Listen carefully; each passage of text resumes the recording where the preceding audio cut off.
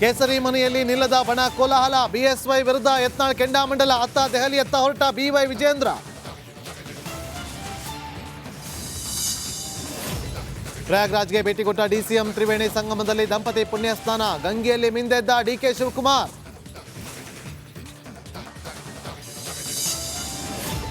ಸಿದ್ದರಾಮಯ್ಯ ಕುಟುಂಬಕ್ಕೆ ಮೂಡ ಸಂಕಷ್ಟ. ಸಿಬಿಐನಿಂದ ತಪ್ಪಿಸಿಕೊಂಡ್ರು ತಪ್ಪಿಲ್ಲ ಆತಂಕ. ಲೋಕಾಯುಕ್ತ ವರದಿಯಲ್ಲಿ ಕಾದಿದ್ಯಾ ಕಂಟಕ.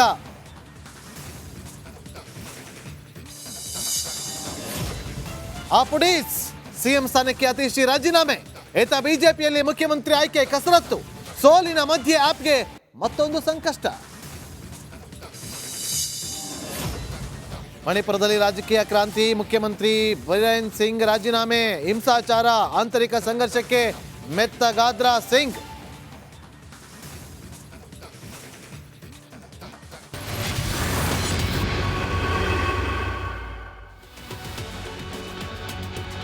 ವೀಕ್ಷಕರೇ, ರಾಷ್ಟ್ರ ರಾಜಧಾನಿ ದೆಹಲಿ ಚುನಾವಣೆಯ ಫಲಿತಾಂಶ ಹೊರಬಿದ್ದಿದ್ದಾಗಿದೆ. ಕೇಸರಿ ಪಡೆಯ ಅಬ್ಬರಕ್ಕೆ ಆಮ್ ಆದ್ಮಿ ಪಾರ್ಟಿ ಉಡೀಸ್ ಆಗೋಗಿದೆ, ಧೂಳಿಪಟ ಆಗೋಗಿದೆ. ಕಾಂಗ್ರೆಸ್ ಅಂತೂ ಕೇಳದೆ ಬೇಡ, ಮಖಾಡೆ ಮಲಗಿದೆ. ಈ ಬೆನ್ನಲ್ಲೇ ಕೇಜ್ರಿವಾಲ್ನ ಪಡೆ ವಿಪಕ್ಷ ನಾಯಕನ ಹುಡುಕಾಟಕ್ಕೆ ಇಳಿದಿದೆ. ಇನ್ನೂ ಅಲ್ಲಿ ಸರ್ಕಾರ ಅಧಿಕಾರದ ಚುಕ್ಕಾಣಿಯನ್ನು ಹಿಡಿದಿಲ್ಲ, ಆಡಳಿತದ ಚುಕ್ಕಾಣಿಯನ್ನು ಹಿಡಿಬೇಕು.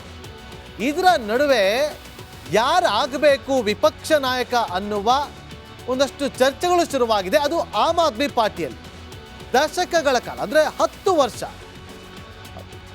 ವರ್ಷ ಆಡಳಿತವನ್ನ ನಡೆಸಿದ್ದ ಆಮ್ ಆದ್ಮಿ ಪಾರ್ಟಿ ಈ ಬಾರಿ ಹ್ಯಾಟ್ರಿಕ್ ಗೆಲುವಿನ ನಿರೀಕ್ಷೆಯಲ್ಲಿಟ್ಟುಕೊಂಡಿತ್ತು.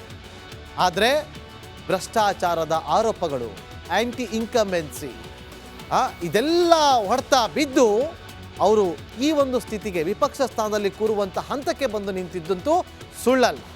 ಜೊತೆಗೆ ಇಂಡಿ ಒಕ್ಕೂಟವನ್ನು ಮಾಡ್ಕೊಳ್ತಲ್ಲ, ಆ ಇಂಡಿ ಒಕ್ಕೂಟ, ಆ ಒಕ್ಕೂಟದಲ್ಲಾದಂಥ ಒಳ ಜಗಳಗಳು ಈ ಒಂದು ಸೋಲಿಗೂ ಕೂಡ ಕಾರಣಗಳಂತೇಳಿ ಈಗ ಚರ್ಚೆಗಳು ಶುರುವಾಗ್ತಾ ಇದೆ.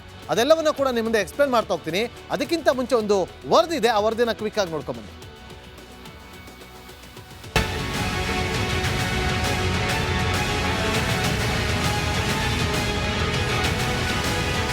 27 ವರ್ಷ, ಬರೋಬ್ಬರಿ 27 ವರ್ಷದ ಬಳಿಕ ದೆಹಲಿ ಅಖಾಡದಲ್ಲಿ ಕೇಸರಿ ಪಡೆ ಫಿನಿಕ್ಸ್ನಂತೆ ಎದ್ದು ಬಂದಿದೆ.